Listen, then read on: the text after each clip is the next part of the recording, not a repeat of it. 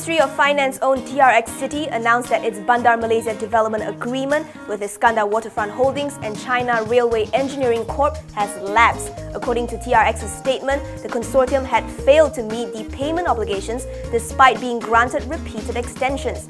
As such, given the appreciation of the value of the land, MOF will now be retaining 100% ownership of the site to ensure that the people benefit from the development in its entirety. TRX also said that it would immediately be inviting expressions of interest for the role of master developer of Bandar Malaysia, explaining that the selection process would involve strict criteria including track record, speed of delivery, and financial capability for such a large-scale development.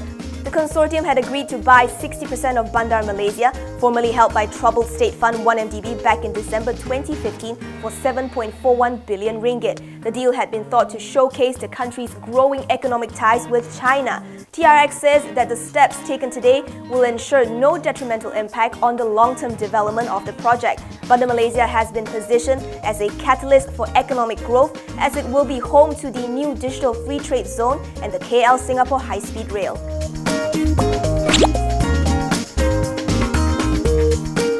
The first tender for the KL-Singapore high-speed rail project is set to be called in the final quarter this year, according to SPAT. SPAT chairman Syed Hamid Albar said this would be followed by the infrastructure tenders during the first quarter of 2018.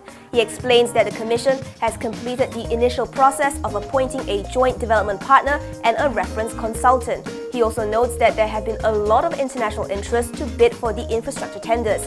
At this point in time, he is still keeping mum about the project costs, saying it's still too early to disclose, while the government would decide on the best bidder based on its financial package. Syed Hamid also noted that foreign bidders are required to ensure a 40% Bumiputra content so that local businesses can also benefit from the project. The 350 km HSR will connect Bandar Malaysia in KL and Singapore. Both the Malaysian and Singaporean governments signed a bilateral agreement to build the rail, which is expected to be completed by the year 2026.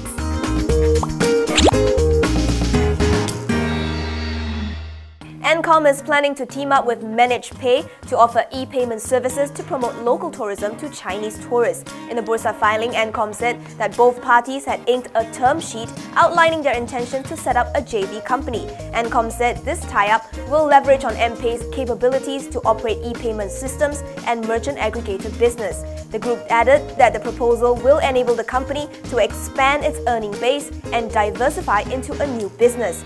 Under the agreement, MPay will provide its expertise and resources to help the JV company obtain required license from local authority and approval from the merchant. MPay will also have the ability to power a B2B2C travel portal for the local travel and entertainment industry. Meanwhile, Ncom will assist in getting approvals as well as to propose the travel portal to the Malaysian Tourism Board.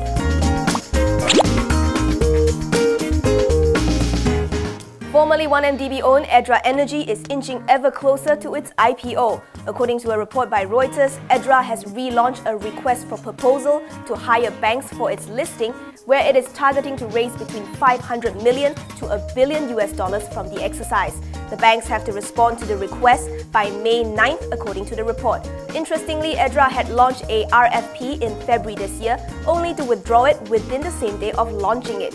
Last month, the independent power producer had signed a power purchase agreement with Tenaga Nasional for the development of a CCGT power plant in Melaka, which it said put it one step closer to listing. Edra's earliest IPO plans had been scuppered after 1MDB had been embroiled in money laundering investigations. The IPP was subsequently sold to China General Nuclear Power in 2015 for $2.3 billion USD.